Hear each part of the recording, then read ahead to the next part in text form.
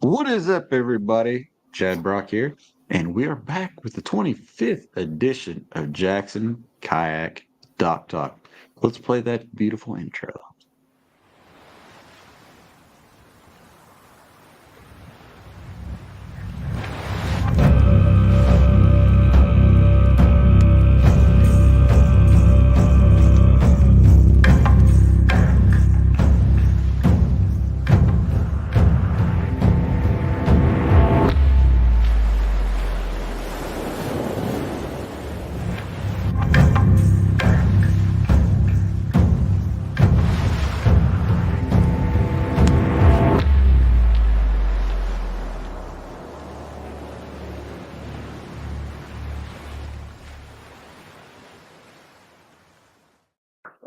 What is up, everybody? Welcome back. I hope that had sound for everybody. I couldn't hear a thing. Could you hear anything? Yes, I could. I could definitely hear the music rumbling there. So I could not hear the music rumbling, so I don't know. It must be on my end. But yeah, man. So like we've got more guests coming. They're getting off work. They're filing their way. I'm getting some messages. all right. So you get a lead off, man. You're like our lead off hitter tonight. So Adam, tell them a little bit about you, where you're from, what All you're right. fishing out of, and so yeah, we'll kind of go from there. All right. Like Chad said, my name is Adam Pross. I am from Cornwall, Ontario. I'm part of the Team Jackson in Canada. So yeah, no, I definitely enjoy kayak fishing, getting out on the water, especially the St. Lawrence River is definitely a place I like to go and fish. And yeah, when I'm not fishing, yeah, I'm welding. That's my career as a welder, and at the same time, I have a family that supports me, and I support them. So, yeah, no. But kayak fishing, that's really where my passion, my heart is. So, and I just get to do it all over Ontario and into Quebec, and yeah, so it's definitely we got a lot of beautiful lakes up here and rivers, and our season's a little bit different than down in the States, but yeah, no, and I've had the lucky chance with Jackson to able to go down to Vermont and do the JK Fun Stop there. Did the one at Frontenac Outfitters with Aaron and Jameson. So yeah, no, I think we're having a pretty fun summer so far. Sounds like it, man. Sounds like a heck of a summer. Yeah, dude. That fun tour looked like both fun tours that you got to participate in look good. Yeah, no, they were like, for instance, like Canada Day, like sharing that with my teammate there, Aaron, and also the whole crew at Frontenac Outfitters. Yeah, like, and the rock star himself, Jameson. It was fantastic. We had a blast that day.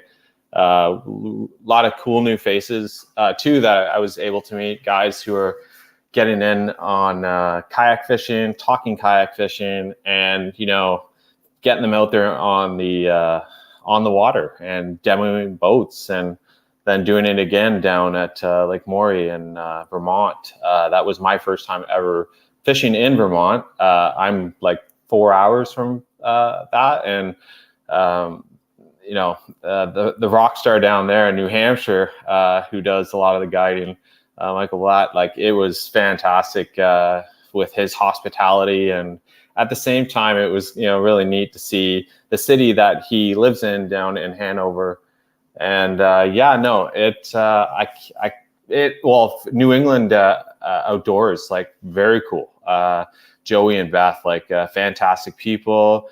The resort for Lake Maury Resort, where the JK Fun Stop was at, incredible. Like, Vermont is absolutely gorgeous. It is, for anyone outdoorsy, you can do a lot there, and that resort is for any of you across America and Canada. You want to check it out, really go down and check out Lake Maury, and hey, why not book yourself a little trip down there with the guide himself. So yeah, no, it's been really nice. It's been really cool. You meet new people, and it's really awesome getting to know some of these people that you've either followed online, or you cross paths with once or twice before, and kind of but all the new faces, and man, I like kayak fishing in general. The community is just, it's so much positivity, like there's just so many people out there who are just, it's like they live it and they breathe it. It's it's a lifestyle. So yeah, no, I definitely say, next year I'm heading back down there. So, yeah, I tell you, Mr. Michael, I mean, his guest must leave ecstatic. Did he show you all these fishing spots? That's my real question. He bailed on us tonight. We're going to talk about it. Did he show you all these fishing spots? So when I pulled up to his place, he lives, in New Hampshire. It's very, small town America, very nice. But he's got that On Water Innovations trailer, and it's got the NARS, it's got the Coosa X, Take Two, it is stacked, and he's got that whole rig. It is so it's very professional, you know what I mean? Like it's just the way he is, like, even on the podcast and stuff, like that's him. Like he's just that outgoing, like he's all about having fun, but he's really, the way he engages with people and how he wants to show you and teach you, and he's really professional too as a guide, spending so much time out on the water, understanding, okay, well, I can take you here, here, and here, but today we're going to go over there because I can guarantee that we're going to be on fish. So and he's right down on the Connecticut River. But when we were down there, they had some really heavy flooding in upstate New York, Vermont, and New Hampshire. So it was really interesting driving through. You could actually see that chocolate milk line like all the way through that river, because as it was coming down, but you could see where it had gone up. And unfortunately, a lot of people lost homes. I believe some people even lost their lives. So at the same time, it was neat to go down there, but just to see like the sheer velocity of water that was coming through and just how much rain had fallen is like mind blowing. Like in all those rivers, like Vermont's like, world renowned for fly fishing, the rivers down there. So yeah, no, it was neat. So, and yes, he is an outstanding individual, and it was really cool spending the weekend with him and his family. So yeah, I look forward to seeing him again, and maybe that's a good question, because I said maybe you should come up here sometime. So, and he's got an apprentice with him, Ben, and Ben is 15, I believe, who is going to become a New Hampshire guide. So we're talking a 15-year-old who is going to become a New Hampshire guide. And now you wouldn't think this kid's 15, because just the way he holds himself like almost like a young adult here. When he said he was 15, I was like, you're actually 15. You sound like you should be, in college, university. And yeah, no, he's just really down home, real nice guy, so I think the two of them are going to do great things together. Absolutely. We've got another guest dropping in here, so let's introduce Mr. Chris. Hello. Chris, tell us a little bit where you're from, what kind of Jackson kayak you're in. Give us the skinny on what you got going on. Yeah, I'm from Maine. Been in Jackson for a couple of years now. Between me and my wife, we have 4 different kayaks. Jackson's 2 bites. She has a Coosa X now, and I have a big rig. Nice. I'm fishing a kayak trail up here, local. I go to Massachusetts. We travel all over the Northeast pretty much. Very nice. Very nice. Right on. So how's your summer been, man? It's been really good. We've traveled quite a bit this year, from New York to Vermont to New Hampshire. We've had a really productive kayak season, fishing a lot more than we have in the past couple of years. And we have a big one in a couple of weeks. I'm going to St. Lawrence River, which is a bucket list, but I can't wait to get up there. So. You know a guy that might know a few things about the St. Lawrence River over there. So yeah, I know. The big body of water. It's awesome. Yeah. So, you'll have fun, man. You'll have fun for sure. So Let's talk about northern kayaking a little bit. I think this is a great segue. We've got Canada 4 hours away from New Hampshire, Vermont, and then we've got Maine. So, what does your guys' season look like? I mean, when we talk summer in Indiana, and obviously moving further south, our water temperatures get up 80s, 90s. It'll probably actually hit 90 here this week with the heat that we've got pushing in on us. So, what is summertime water conditions up north? What do you typically see? What can an angler? What do they need to prepare for?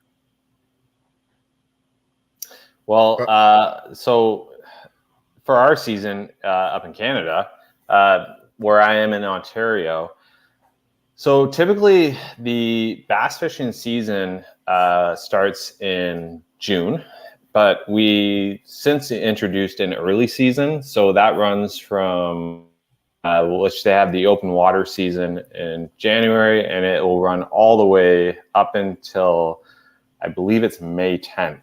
So that's smallmouth, largemouth fishing. You have throughout May, you have other species opening, such as pike, walleye, and then as you get into June, muskie, and then it follows in with bass. And for instance, last weekend I was up in the Muskokas, which is about 5.5 hours away from my place where I reside now, which is close, very like 7 minutes from the St. Lawrence River. The morning started out extremely foggy, like almost to the point where it was like, like we make sure everybody's got flags, like maybe we should just wait for the fog to pass just to be on the safe side. It started to clear. We definitely got out there, and yeah, like we're looking at like 74, water temp, that morning it was like 16 out. And then, once that fog cleared, man, it started to come up, and it came up to, I think by the time I was heading off the water, I was almost at like 77. So, we've actually been having a definitely warmer, summer up here. So that's kind of give you the quick little answer to that one. That's a recent adventure. So, how about you down in Maine? What's going on down there? Pretty much the same. We've had a crazy heat wave going on here. It's the water temperature really went up quickly. Typically, I usually don't start to around April, and that's still pretty cold out there. But then this year was a little bit different with the water temperature, because the first time I went out in May, I think we had like low 50s, and before we know it, we're hitting 70s, and everything just changes. Everything right now is just deep. Everything I've been fishing now has been 15, 20, if not deeper, to get any sort of bite, unless it's early morning. But usually, I mean, right now, I think I went out last weekend and the water temperature was 79, 80. And then today, I think the heat index was up around 100 today, I believe, up here. So I can only imagine what it was like on the water today. But so that's warm for Maine, no? Yeah. It's very warm. Yeah. So is like, for instance, today it was 27 degrees Celsius, but it felt like 38 degrees Celsius. And it's, I guess in some ways, like this weekend, it's going to be well into the 40s up here, or feel like into the 40s. Sorry. So which will make for a lot of storms, which will be pushing through my end. So I don't know how much water time I'll have. So yeah. I plan on going. I'm going to New Hampshire this weekend, I believe, to fish with some friends of ours, just to try to get out, just some fun fishing before our next tournament, which will be fun. But yeah, hopefully the storms hold off. I think it's, I don't know, again, we're Fahrenheit, so the Celsius is throwing me off, but it's supposed to be, I think it's supposed to be in the 80s this weekend. Yeah. So hopefully I'm just going to try to get out as early as I can and be off the water early, because when you say 100, I'm going like, okay, what is that in Celsius here? So we're going to have to put up a calculator for all the Americans watching the Canadians that come on this thing. I got a feeling we'll just pop it right over here in the corner, just set it down there real nice so they can Yeah, no, Oh, it's yeah. yeah, no, and like Maine too. Like it is a gorgeous place. I've been to Freeport, Maine, and Yeah, Portland, and I live 20 yeah. minutes from Freeport. Yeah, Okay, cool. Yeah, no, yeah. like it's I had lobster while I was there too. It was real good. So yeah, There you no, go. it's yeah, like I said, like it's such gorgeous places, and I always encourage people, like, if you got a chance to go down there, whether it's fishing or just outdoorsy in general, like go and explore it. Like we have not that Canada has a lot to offer too, and if you guys should definitely come up here and paddle up north, or come check it out, because there's so many great rivers and lakes that you can go to, and we got a lot of great variety too, just not just for instance, like legendary smallmouth in the St. Lawrence River, or down to Lake Ontario, big muskie, and largemouth fishing too. Like it's they're not like by any means Florida Texas size fish, but Yeah. yeah, no, it's really cool. Like, and it's also so neat when you hear people that are just really only a couple hours from you across the border. So yeah, no, that's pretty neat, man. And it's funny you mentioned about the big rig. When I was down at the in Vermont on Lake Moria, I had the opportunity at this Jackson Fun Stop. We had tons of different demos to take out, and I said, I got there's the Naria, Takusa, I said, I'm going to go out in the big rig, because I've never been out in the big rig, and it was a pretty cool fishing, and I just like the decal on it too, like it's a true trucker, kind of look to it. So yeah, no, that's really cool. What color is your big rig? It's the red. What's it called? Rockfish. Yeah, rockfish. That's rockfish. It. Okay, yeah. that's cool. Yeah. And No, then my wife just got she got the Kuza X in the limited edition. The yellow jacket. The yellow jacket. Yeah. Yeah, that's a great color. So, yeah, it is. I finally got my Jackson Bite FD and the Playa, which has been is finally so cool to finally have it home. So yeah, no, it's we have a brand new one of those in the garage as well. Okay, right on. Yeah, cool. So, maybe we can talk rigging tips soon. Yeah, the Bite FD is a fun boat to rig. It really is. You can do a lot with. You can do a lot with it. And obviously, you're not going to be drilling a whole lot of holes because there's no access points. But you can still do a lot with it. 100%. The multi-box and some different things like that. You can really jazz it up, hide some wires, do some different things. It's fun. It's a fun boat. Yeah, it's probably I would put it, if I had a list, I would put it number 4. Yeah, I'd put it number 4 on my JK list. It's not above the Liska. It's not above the NAR. I even last weekend I was like, take the Bite FD or take the Liska, and I looked at the Liska. I'm like, you're up for another adventure, aren't you? Let's go. And I packed that one up, and it's still by far that boat has my heart. People always talk about the Kusa has like a cult following. The big rig has a cult following. The Cuda, it's weird, like how it's all worked over the years. Like no matter where you're at, somebody's had one of these boats, and it's like that boat has a following. The Liska has gained its own following, and I mean, it's like Team Liska is still out there singing high praises, because I mean that boat is like you said in the big rig. There's not much difference. Like when you're in seat sitting there in that boat feels as stable as the big rig. It really does. When you're sitting it does. Other than your rod storage, there's a difference there. The pedal drive for sure, but like for your hatches and your storage compartments, like it really is. It might just be. I think it's maybe a little bit wider, but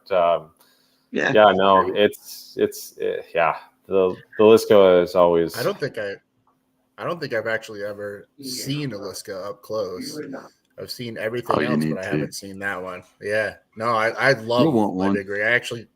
I took the pedal drive out this year and I put the pod in because I Oh, have cool. a motor on the front. So it's like the room is huge now. I have a lot more space to catch everything. To put it up there when I'm measuring it just gives me a lot more room.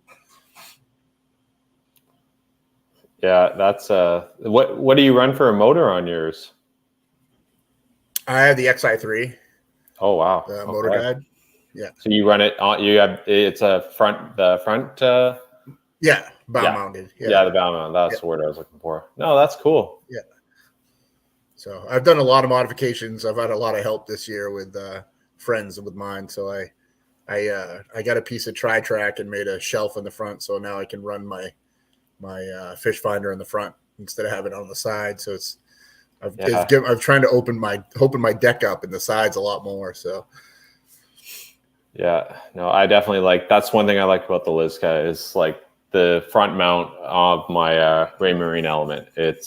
I love it, just being able to paddle and I have it right there, not looking over. I used to put it on the side, but it feels better that way. Right in the front, you can just look down and kind of just watch all the graphs and whatnot. So yeah. So what do you enjoy fishing most for in Maine? I mean, I'm predominantly bass. Nice. Smallmouth is my favorite. Nice. All To right. catch.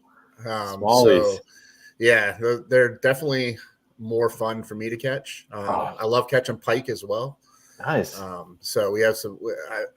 I live in a place where I'm probably 20 minutes from if I go any different direction, I've got somewhere where I can go where there's different species everywhere, and there's literally pike right down the road. They're decent size, nothing of like huge, but I really want to catch a muskie. That's my that's definitely something I want to catch at a kayak. Fish of 1,000 casts, eh? Yeah. Yeah. No, we have actually it's a cross Canada, and I believe it's into the States too. But Scott Barton, who is also a team member for Jackson, he runs a thing called Kayak Muskie, and it is pretty impressive what these guys from I want to say it's all over Canada and into the US, what these guys actually pull out in these big fish in these kayaks. It's sometimes you see them and you're like, wow, how did you even, I'm sure it's the same with the saltwater guys. How do you, wow. And muskie fishing is definitely something out of a kayak that I'm looking into giving a try.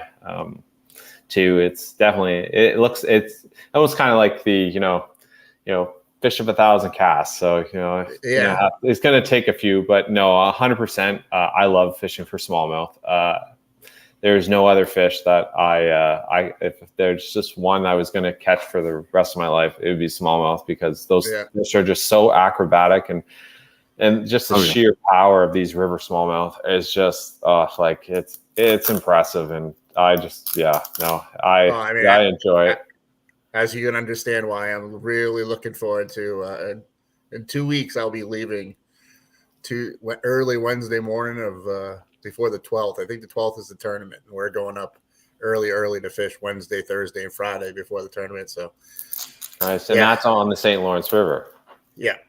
Whereabouts is that tournament on the St. Lawrence River? I think it's towards the mouth of Ontario. I think that's somewhere where the boundaries are, I guess. I'm not positive yet.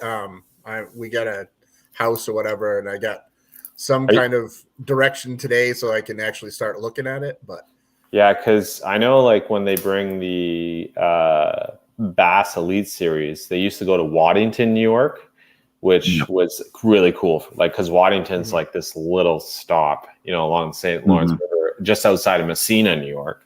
And you drive in and it's just it's almost like, I've never been to the Bassmaster Classic, but it's just kind of if you don't have a chance to go to the Bassmaster Classic, this is cool because you can go just right across the border, go down there, and you can meet all these guys. And, every one of these, Bassmaster Elite guys, they say the same thing. The St. Lawrence River is the craziest fishery.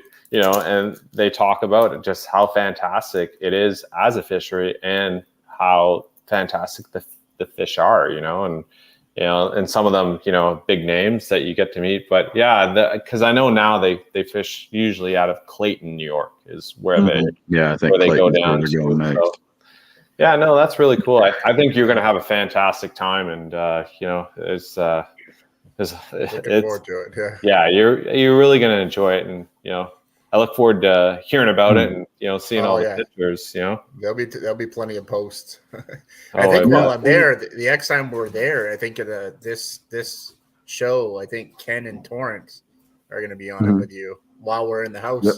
I think together, so it's going to be a good time. So. Nice. So when you're talking about the St. Lawrence River, Adam, and you're talking about kayak fishing on the St. Lawrence River, what's that like for the average person? Because we see it on TV, and you're watching the Elite Series or whatever, and there's a lot of current in the 100%. River. There is, yeah. There's a lot of spots where it's, in my opinion, it's just not feasible with a kayak. Like, but if you kind of like, I'm one of those people who believes that preparation is really due when you go out on the water, and really understanding the body of water that you're on, understanding the river, how it flows. You have quite a few dam setups where I am, and one of the most important things, is just kind of knowing where you are on the river and understanding your own strengths. And I'm solely a paddler. That's always something that I've loved. Now that I have a pedal drive, but I've really considered the fact too of even adding a motor, whether it's a Torpedo or Newport, to it. But yeah, no, there's definitely some parts where it's not very friendly whatsoever. I don't choose to really go into those areas, but there's a lot of great bays that come off of it, and it's the main channels are generally have the strongest current, and you get guys out there. And you watch those boats struggle, like you know that the current is just taking like a pontoon boat like nothing, or you see them heading up, and they're just that you can tell that guy's got that thing down and he's trying to work his way up. But yeah, no, the St. Lawrence River does have many fishable with kayak angler spots, and there are lots of guys that go out there, paddle, pedal, motorize, whatnot. But the one thing about smallies though, they go deep, and that's that can be a challenge. But yeah, no, it's definitely you want to be prepared. That's one of the biggest things. You get out there and you don't want to get jammed, because when you get jammed, you got to think about paddling back, or even pedaling back, motorized too. Like, just because you have a motor,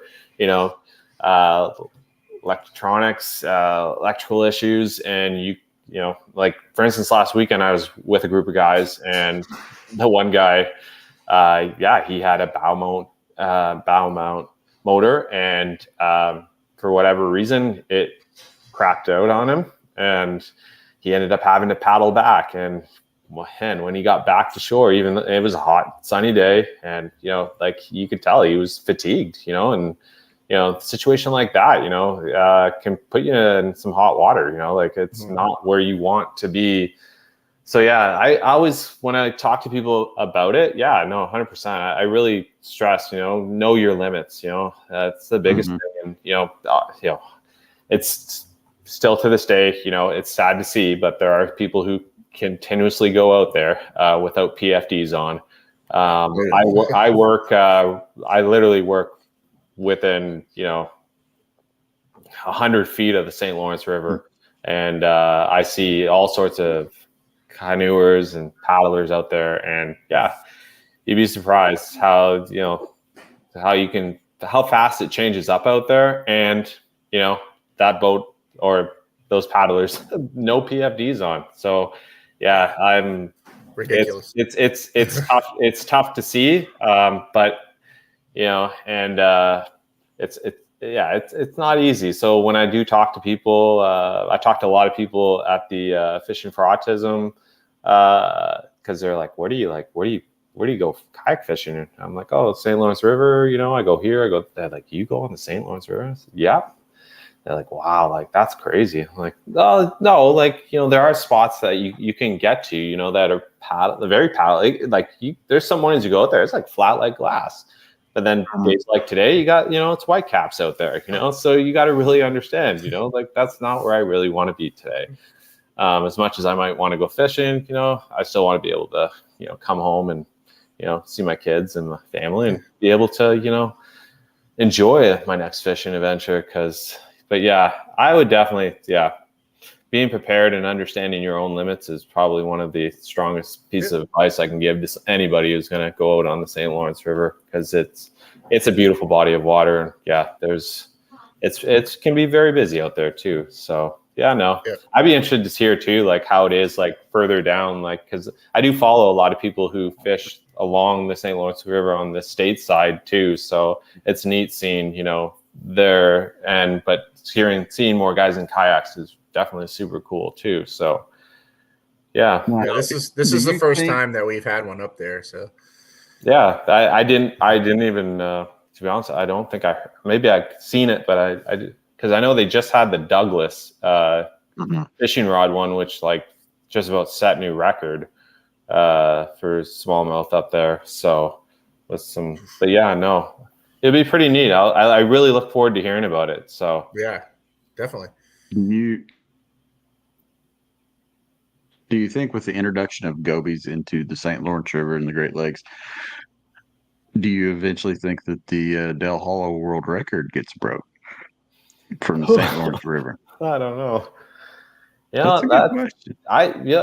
Fish. It is. Yeah, I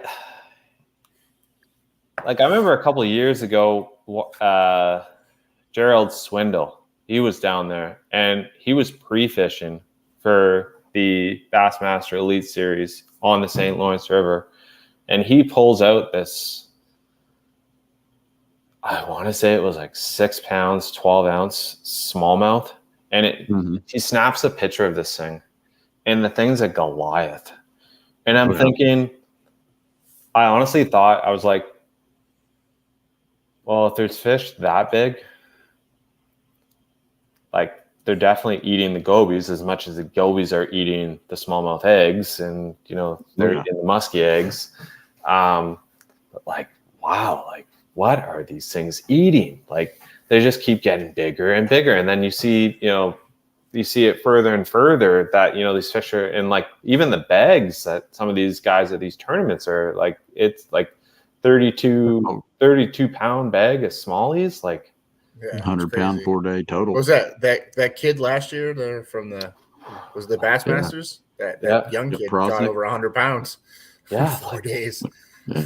Like it's just wild. And but the thing is now, like that river system, it really is attracting like more and more big circuits too, right? Like you have the Cash and Rod stopping there, even MLF is stopping there on for one of their stops within the New York region.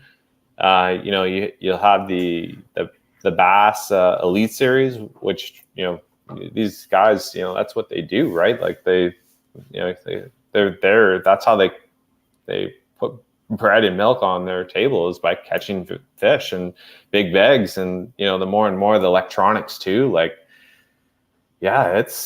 So I definitely think like the possibility is definitely there. Like it's in the next couple of years, and like. Yeah, like it's like you to smuggle me some gobies. Oh, no, you don't want gobies. They can get really annoying when you're fishing too, right? Because you're like, oh, got a bite. So can bluegill, but it's like rock bass. Rock bass. Oh. Rock bass. Oh, yeah. Summertime dock fishing for largies, and you're like, oh yeah, yeah. Then you're like, okay, go a couple more, and then slam, and you're like, Oh, oh, come on, thunk. Next one, thunk. Like, oh, come. Yeah. But it's like the Brought bass to bluegill. one largemouth, you know. Yeah. So Yeah.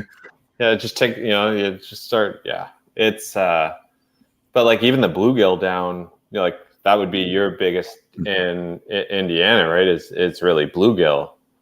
Yeah, we got bluegill, and we do have the little rock bass that pile in on the lake. So we'd still take some gobies if anybody wanted to drop off a truckload of about every ramp we've Oh got man. Yeah. to feed There. our smallies. Yeah. That's all I see is big. I want big smallmouth. So You should take some we should get time some and gobies. come on up, like there's I caught my personal best smallmouth this year on Lake Champlain. there you go. June. It was for us kayakers, it was 19 and a half inches. That's a Of nice course, smallmouth right there. I didn't have a scale with me, of course, but I typically don't bring one with me. So, but Yeah, I'm still in the quest for 20. So yeah, me too. I'm too. and yeah, when I hear there's a quest for 23, I'll be honest with you. I said, like, my God, like. Now wait a minute. You're huge. Canadian. Shouldn't Yes. that be in millimeters? Shouldn't you be talking like 584?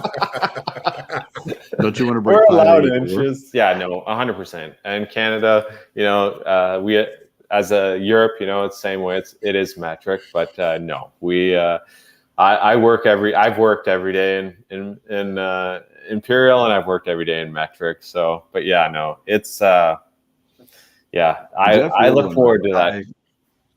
Jeff Little and I had the discussion how much cooler it sounds if you just go with millimeters on a bump board. So instead of being 23, I mean, it'd be a lot cooler to say 584 or whatever it is. Yeah, like I have 1,000 millimeter bag. Yes. Yeah. 1,700 millimeter bag. Yeah, holy crap. There you go. Some small lines on that board, though. Oh, I'd feel so Trying to bad for figure the it out. judges. Like, okay, hold on here. Oh God. You had to do it differently. Yeah. So if you had 584 times 4, we're going to beat 1,700. You're going to have to have like 2336 Yeah. Yeah. to get 423 or 520. Yeah, that's 423s, wasn't it? 423. 423s. So, it's a big bag. You start talking like that. Yeah, Lake Champlain. That's cool. That's cool. That's a beautiful body of water right there. So. Yeah, we go every year. It was a lot of fun. It's cool too. You go across the bridge there. That sides from New York State to Vermont, I believe it is. Yep. Yeah, that long bridge there. Yeah, I forgot the name of it, but yeah, no, it's. And then it says if you take a right, it just literally says Canada, and then take a left, it says New York. It doesn't even have a town; it's just Canada. Yeah. Yeah, no, that's very true. And if you go on the lake and you're out there or whatever, and I swear, if you get too close, Homeland Security is right there before you get too far. So, yeah. What did you? Wow. So when you caught your personal best, though, like, were you drop shotting? Like, did you? She was on a bed, cool. So I caught her off a bed with just a Ned rig.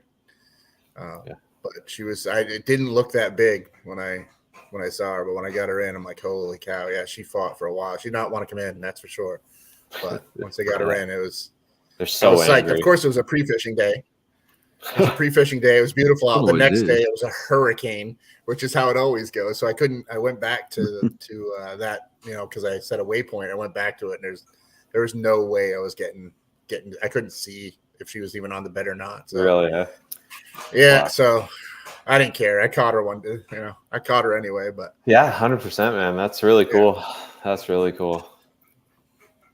Makes it fun. At least, if you catch it in practice, it gives you something to look forward to. And you got to size check a few. You can't just not size check a few. You got to size check. Them. Make sure they're the right size. Helps you understand your fisheries too, right? Like understanding what size of fish are in there. Your area too. Yeah, and I'm not a big bed fisher. This is like still new for me, and I'm just kind of getting the hang of it, I guess. But some of these guys that just go around, they'll go all day, and then before you know it, they have 90 waypoints on their graph for the tournament day, and I got like 12 because I more or less will just fish the whole day, and I really should be.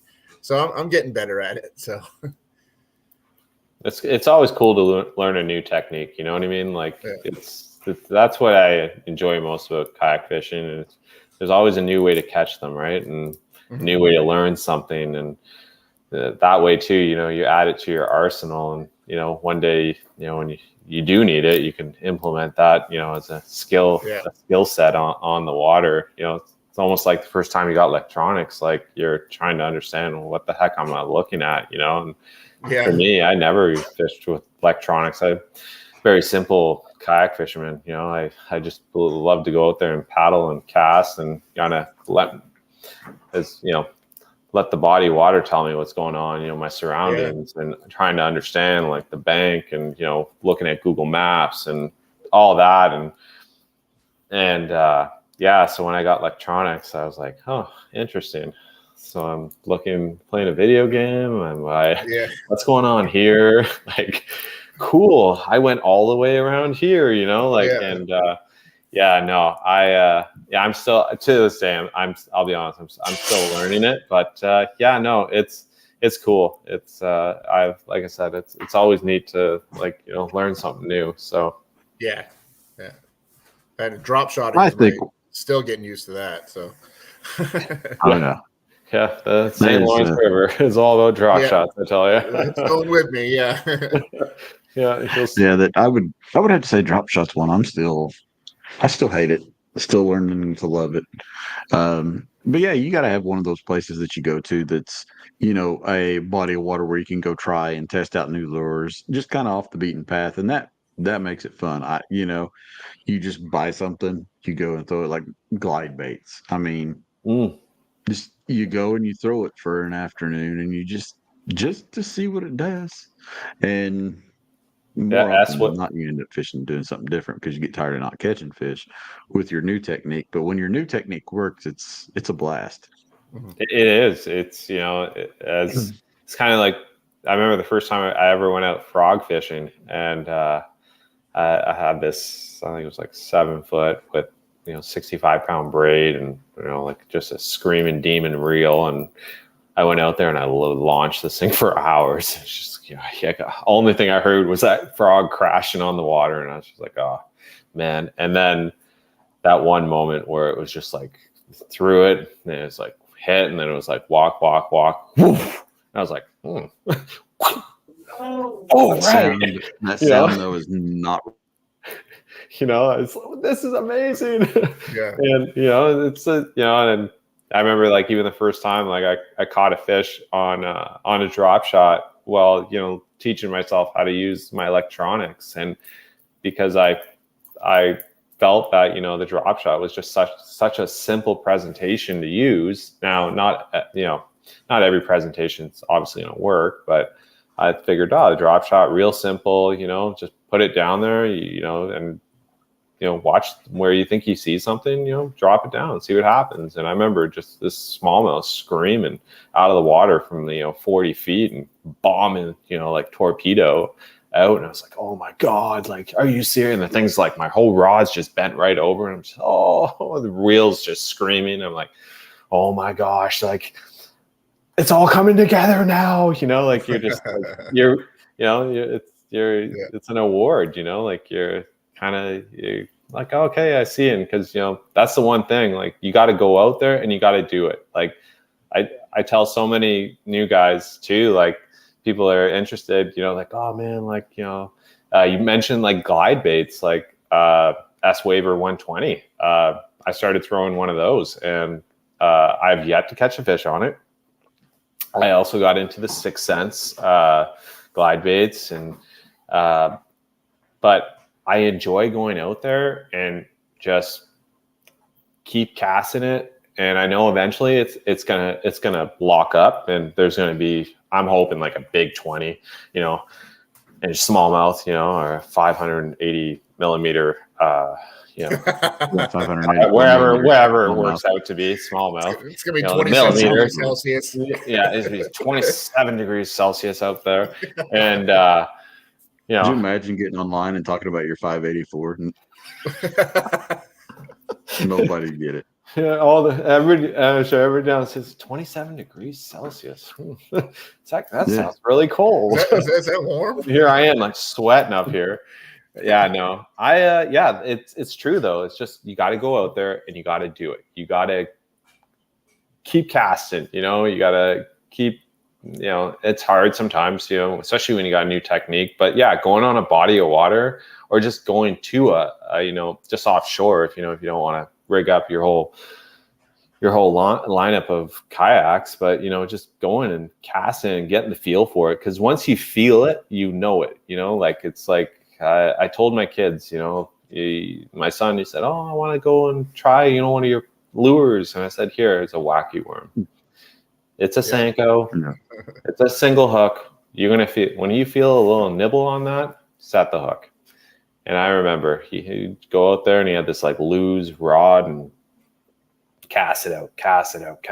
Oh, nothing but weeds, nothing. And then the one time he felt it, and he knows now. Like he's 10 and he just goes out there and he's got an array of lures that he likes to throw. And you know, it's just something that I even tell the new guys, just you got to go out there and you got to do it. Like you just put yourself out there, you know, and do it. You know, don't be afraid. You know, like you know, you can't. You may succeed and you may not, but you know, failure is learning. You know, and that's a huge part of people's. You know, think, oh, I'm not successful at this. Well, how do you define success then? You know, because if you're looking at failure as a huge, you know, downside, well, I look at it as, you know, you're learning something because the more times you go out there and you do something, you gain experience, puts you further ahead.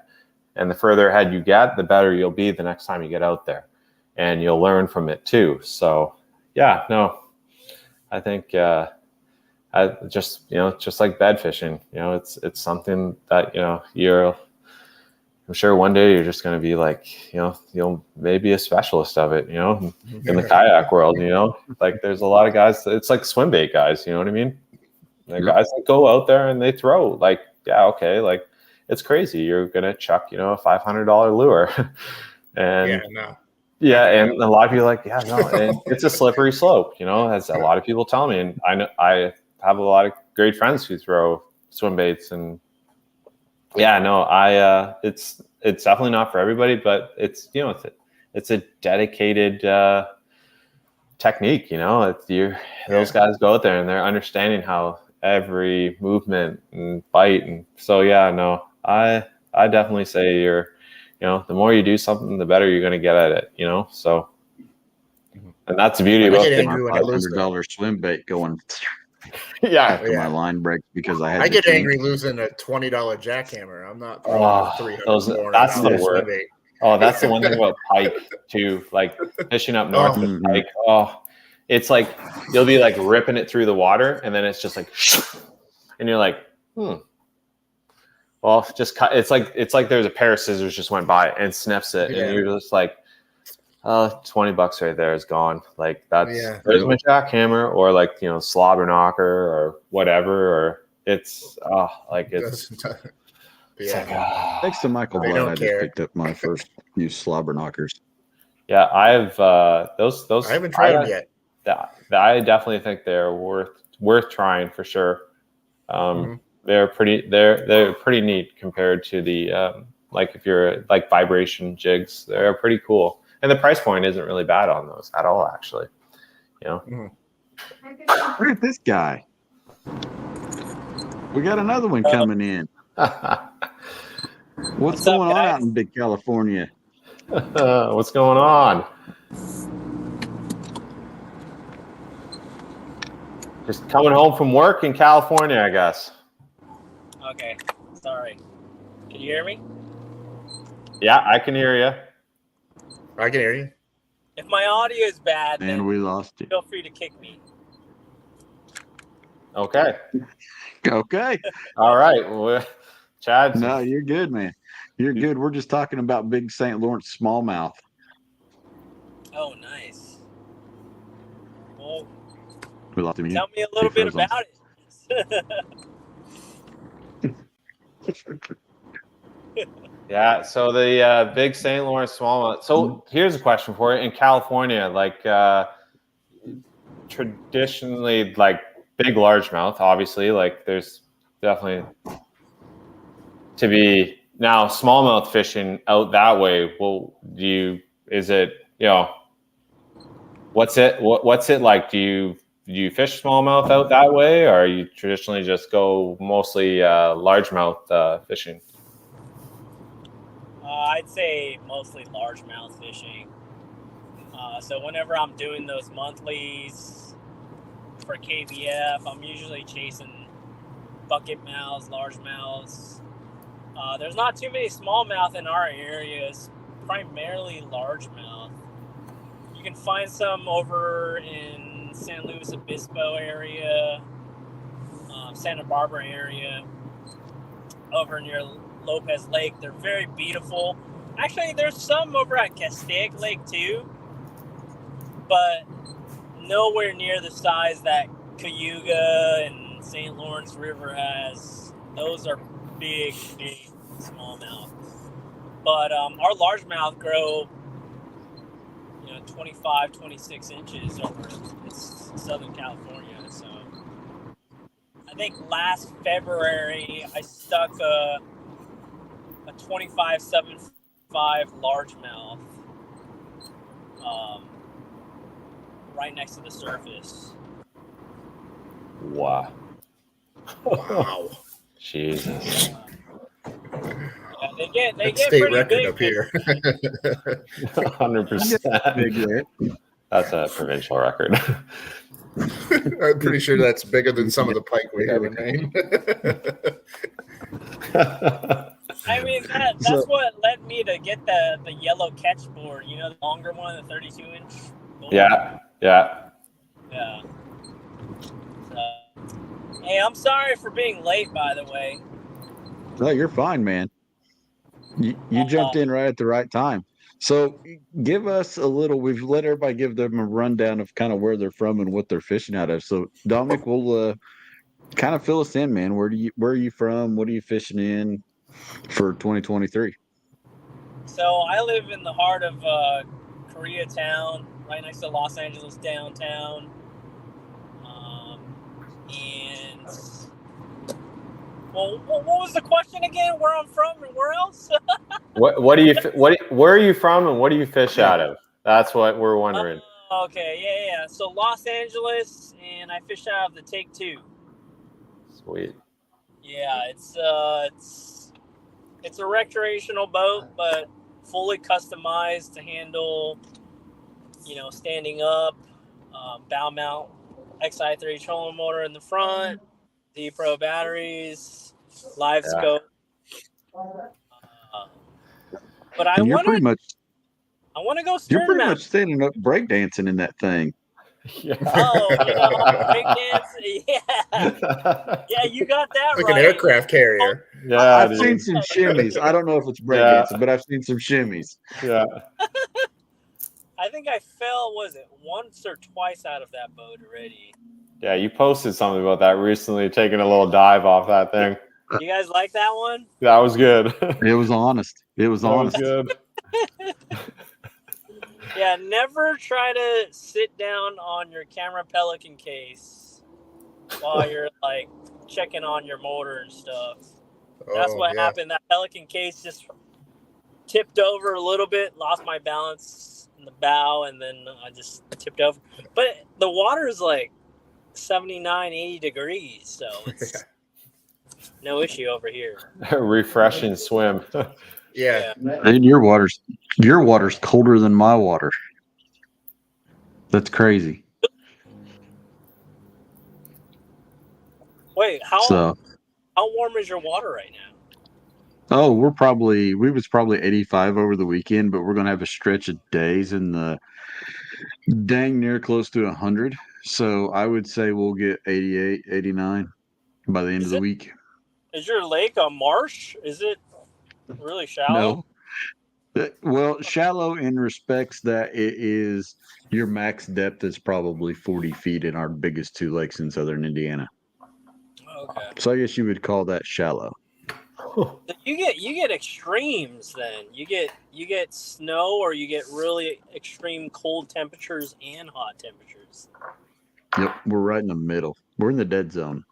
Man. We have a cold front every day, so if you just wait around a little bit and it'll change. Yeah.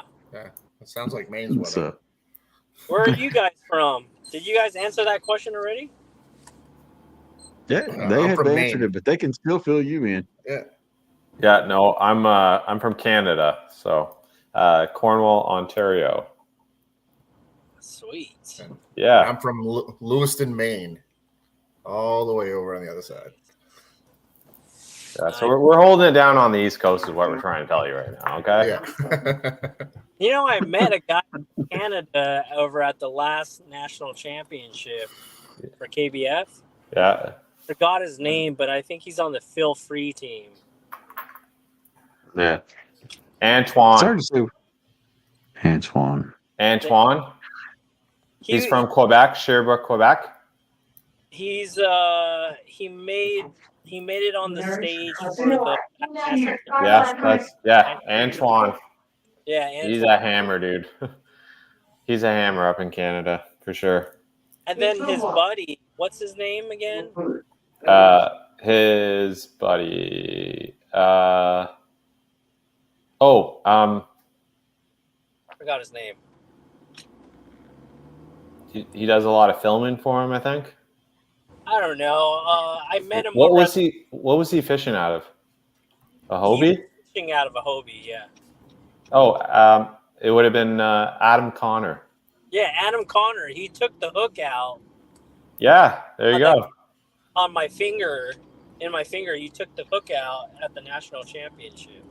That's how I met the Canadians at the gas station. Right on, man. That's cool. Was it a Tim Hortons? Yeah. Hey, we like Starbucks too, okay? we got rid of all our Tim Hortons in Maine, damn it. Yeah, I like Tim Hortons. Hey, McDonald's coffee is pretty good too. Come on now. It's better in a jam, that's for sure. It's better in a jam. If you got to have coffee, the Golden Arches ain't a bad place to stop sometimes. Not at all, man. Not at all. Wait, can you speak French? Yeah. No, I don't. I don't speak too much French. Sorry. Oh, okay. Why do you speak French? No, because the Canadians that I met at the station. Yeah, Antoine. Antoine. He's from Sherbrooke, Quebec, which is it's very French. Yeah, yes, that's right. It's right above, and then Adam Connor. He's on the Ontario side. So yeah. But yeah, no, you would know Antoine. Yes, he has a very French accent. Yeah. Yeah. I was hearing him talk at ICAST. Yeah. Post on IG. Thought it was pretty cool. Yeah, no, he's really doing a lot for the sport of kayak fishing up in Canada. Like, it's he's a pretty influential person. Just for guys fishing. He was actually at our charity event, Kayak Fishing Life charity event, which we raised $27,000 for the Children's Hospital of Eastern Ontario. Congratulations! Yes, and awesome. Also Antoine, he's won it 2 years in a row. That event. It's 100% nonprofit, so there's no paycheck to be won. The only person winning a paycheck that day is CHEO, which is Children's Hospital of Eastern Ontario, because everybody there that day, all the 100 anglers are all being heroes for CHEO.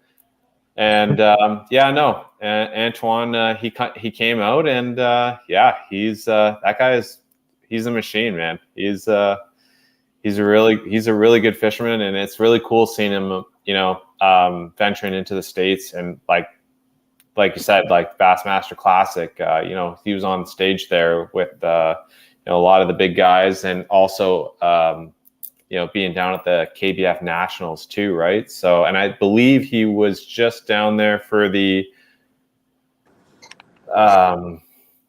it would have been the the Black Bass one, I believe, that was just down in Tennessee, I believe in June. Okay, yeah, We down got in a couple Cookville. of Team Jackson guys down there too on Team Canada, Nate Connolly and whatnot. But yeah, no, Antoine was part of that also. He, I believe, did very well down there too. So yeah, We had no. a bunch of Jackson Nars at that event. But yeah, the Chio thing, I mean, it's even recognizable. That's probably one of the Canadian tournaments I think that I know about is the Chio. I mean, because it is such a huge draw, and you see so many pictures of it, and everybody's always talking about it. I mean, it's an amazing event, and it's for such a great cause. You guys crush that thing. I mean, it's awesome. Thank you. 27,000 But 27,000's awesome. yeah, no, I really appreciate that, Chad. That event is honestly holds deeply to my heart. I've never personally been impacted to the point where I've brought my child. I have 2 kids at home where I've had to bring them to the CHIO, which is Children's Hospital of Eastern Ontario. But I've heard stories. I have a neighbor whose son spent many of his early years of his life there battling cancer. And I still see that young guy every day out there playing, having fun, smiling. And it's because of that fantastic hospital and all the nurses, all the staff. And what not a better way is to get a group of guys together. Aaron, who's also a member of Team Jackson, that guy there. I don't think a lot of people understand like how much that guy puts his heart into it. That's not just 2 weeks before the event. That man is hustling 365 days a year for this event. And when I was asked to join the coordinator staff as the volunteer coordinator, I couldn't say no. Like, it's like there's so much positivity that comes from it, and every year it just keeps getting bigger. And we're on our 3rd year, and there's so many great individuals who volunteer. Like the list could go on forever.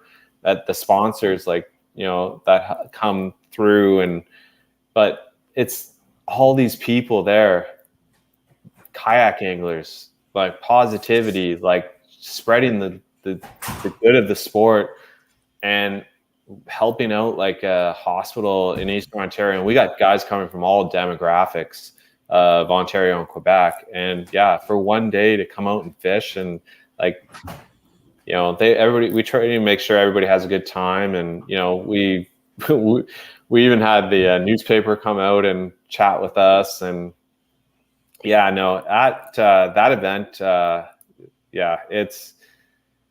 it's so rewarding when you see that and you see all those people, smiling, having a good time, laughing, clapping. And then you see, how much you can do for such an amazing hospital, because, there's so many people that just don't have that luckiness like we do.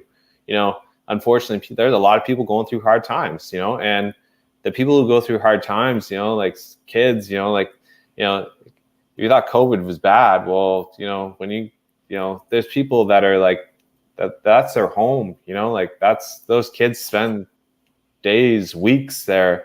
And it's the staff members who go in, the nurses and the doctors who are really, they're the ones who are bringing these people up, and they're holding them through the real tough times. And so if a bunch of kayak anglers can put it together and raise some money for CHIO, then, I am all for it. Like, it is the whole staff of, at the Kayak Fishing Life, all the coordinators, everybody. And like Aaron, like he is, it's an honor to call him a brother. Like he is, he's a good friend, and he's a brother to me, he's a family man to me, and he is like living and breathing, kayak fishing and the positivity, and is a true ambassador of the sport. And why not bring even more positivity to it, right? So yeah, no, it was really, this year was amazing. Like I don't really know what else to say about it.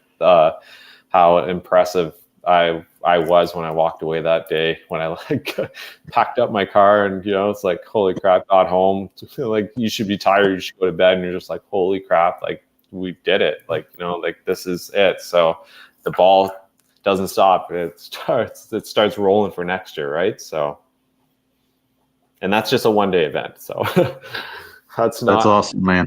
That's not awesome. a trail series or anything. It's a 1-day event, and we do have a series in Canada too. We have Kayak Bass Canada, which is like KBF kayak bass fishing, which is kayak bass fishing just in Canada. So yeah, KBC. So it is definitely and it's cool, like it's awesome to be involved in your communities, and this is, it's all about paying it forward, right? And we're going to help everybody out. Mm-hmm.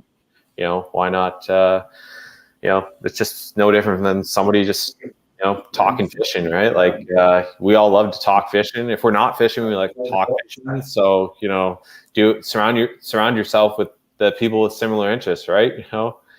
So. Yep, absolutely. So, Dominic, what do you guys fish? You fish yakka bass out in California, right? I fish yakka bass, some Slay Nation, some KBF monthly series. Yeah, pretty much those three. Yakka bass, I'm not fishing their circuit right now due to some unfortunate circumstances that happened at McClure. My points, they didn't give me my points, so there was a whole debacle about it, and then I just chose not to continue with the season over there. And then so I switched to Slay Nation. So the whole West Coast is up in flames right now.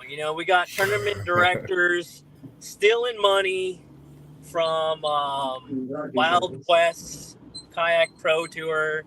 He up and sold the company and never paid anybody out. And then, we have another tournament director that was pretty much fired from Slay Nation. He was reported from another organization. So right now I'm kind of like taking a break from fishing any organization right now, just because California is the anglers are taking a toll in terms of all the damage and stuff.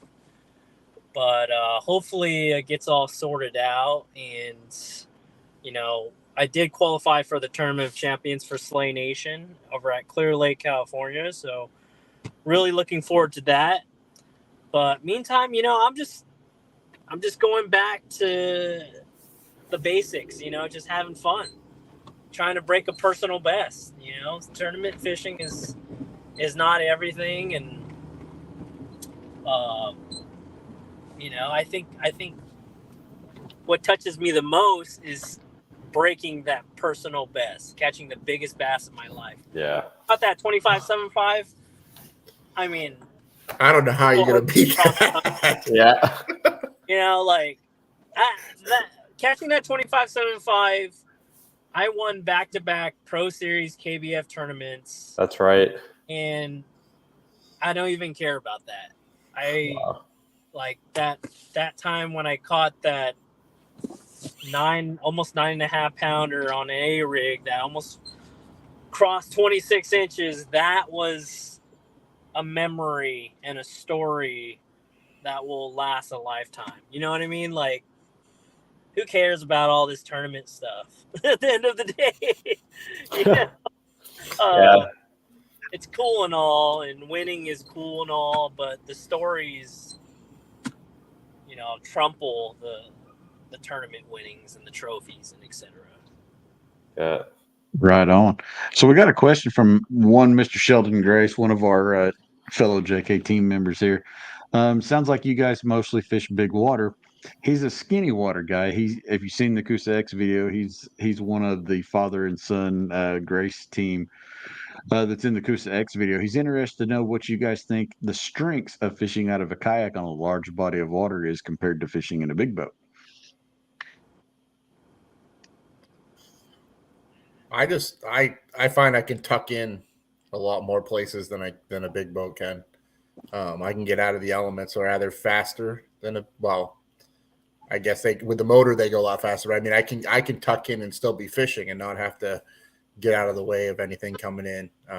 I also can get in the pads like right in the middle of the pads if I want to flip or if I want to use a frog. I can get right in there and not have to worry about getting anything in the motor or having to do anything. I can just pull my motor up and paddle in there. So it's a little more diverse for me. Besides, I like being by myself. I don't like having anybody else in the boat with me. So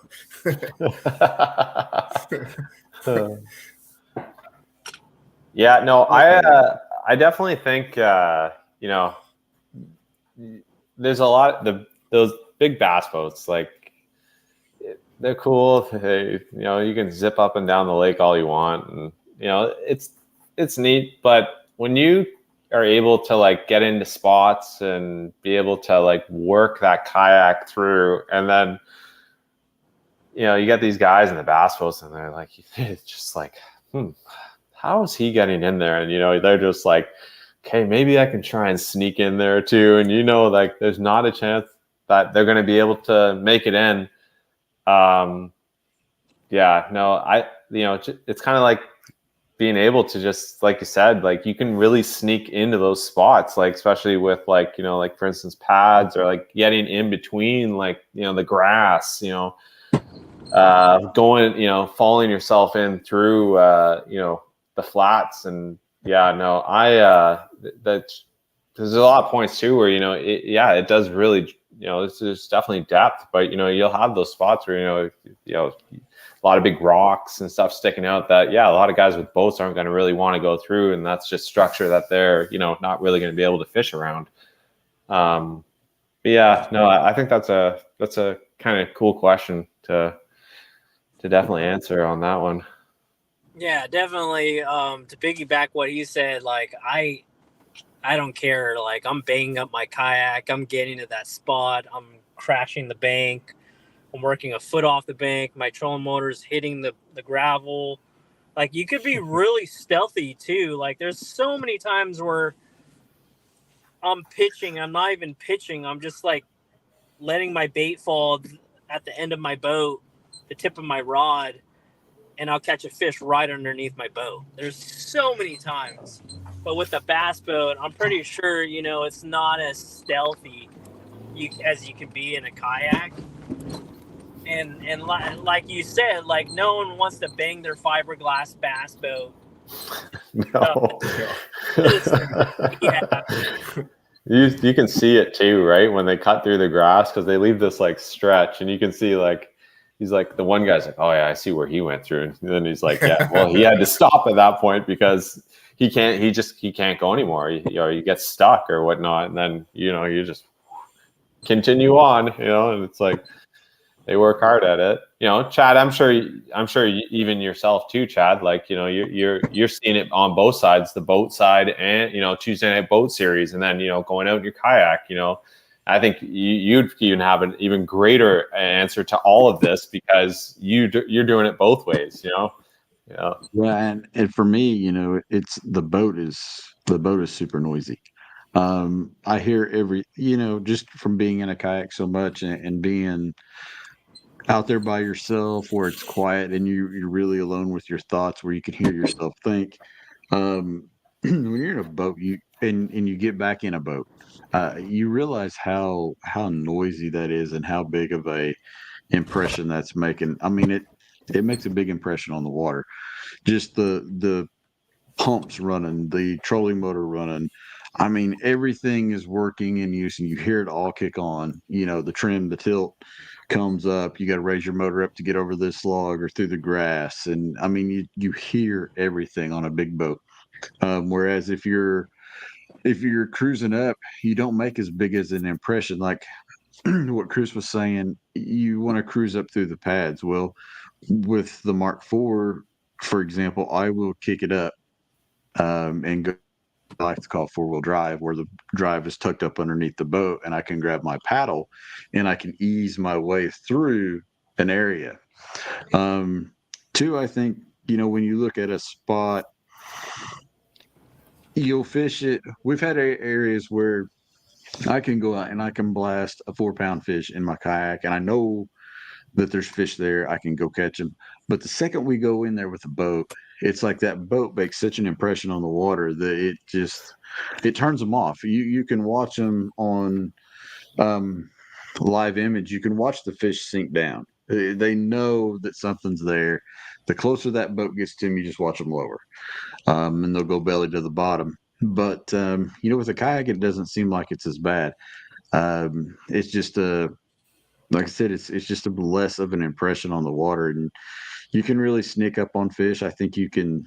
I mean, that play of color looks like the sky, in my opinion, and you'll have fish come up just about to the side of it and kiss it before they realize that that is not what we thought it was, and they'll jet and bail. I mean, it's just, to me, I think it's all about the smaller impression. And especially when you get into a lot of the lakes right now. Since COVID, we've seen a big influx of pressure. High school fishing tournaments, we've seen a big influx of pressure. There's just been more people fishing. There's been more tournaments on the water than what we've ever seen before, especially as kayak fishing has grown. We're guilty of it too.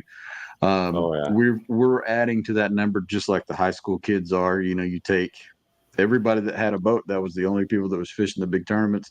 Now you've added 2 different things with kids, and you've added kayak anglers out there. So I think having that smaller impression on the water allows you to maybe sneak through there a little bit better and not be so detected by the fish. It's just a quieter way to fish. I mean, if you're familiar, and I know Sheldon is familiar with bow hunting, it's very similar in that aspect. It's less of an impression on the water. That's my long-winded story. No, I think that's a good answer right there. That's a good answer. I like that. So, with that being said, we're getting here about an hour and 20 minutes in. So I'm going to kind of let you guys go through, tell everybody where to find you on the socials, thank the sponsors that you want to thank, and we'll kind of close this deal out for tonight. Okay. Who wants to go first? All right. On the socials, it's Pros85. I'm on Instagram. TikTok is Adam F. Pros, and then Facebook is Pros, Adam Fraser Pros. What I want to thank, my family, everybody. Thank you for supporting me, letting me do what I love. My kids, my wife, they're definitely huge supporters, and I can't do it without them. I also, my heart is, Jackson. So, I really thank Jackson Kayaks for giving me this fine opportunity to really help spread all the positivity that brand brings. And the guys at the Kayak Fishing Life and everybody, thank you for coming out and hanging out and listening. And thank you for having me tonight. And it was really cool chatting with you guys. So. Yeah, you can find me on Instagram as it's the initials for Maine, but it's ME_Yak_Bassin. Facebook, it's just my name. I don't really have a fishing platform there. Same with Adam. I thank my family for allowing me to join me and allow me to do what I do on a weekly basis. Just going out fishing. Very new to the Jackson team, but I love it already. You guys have been super awesome and supportive. I missed Adam the 15th. I was supposed to go up to Vermont, but was unable. I had previous plans, but hope to get to a couple of Jackson things next year. Yes, that'd and be then cool. my so and my other sponsors, FX rods, they're the ones I use the most, or they're the only rods I use. And that's pretty much it. I appreciate you having us on tonight. Cool. Social media, Double Digit Angler for everything, Instagram and YouTube. And I would like to thank myself. No, just kidding. All my hard work. okay, you Number one fan. Is it the pat on the back? Yeah, 100%. When you catch fish like that, you got bragging rights, you know. Yeah, no kidding. Yeah. I mean, at the end of the day, we all work hard to fish. You know what I mean? And if we don't work hard, we can't fish. Period. So everybody should pat yourself on the back. I gotta thank Jackson. You guys are. It's always a friendly conversation. If anything,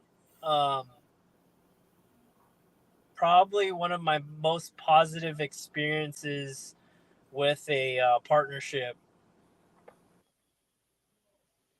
Do you just drop the mic? About. My girlfriend interrupted me. Oh, she's calling me, but I just hit that end button. But yeah, I want to thank Jackson. Very positive. I would say positive relationship.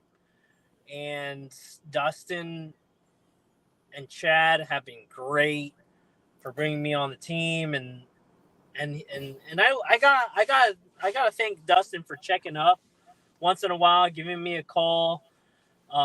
He's one of the best team managers by far, and I gotta thank Z-Pro, of course. If it weren't for Z-Pro's help, I probably wouldn't fish any tournaments this year.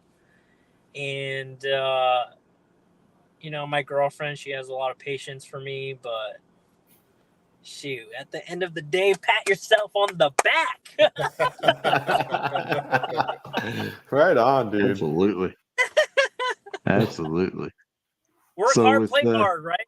Work hard, That's fish right. hard. That's what it's all about, man. That's what it's all about.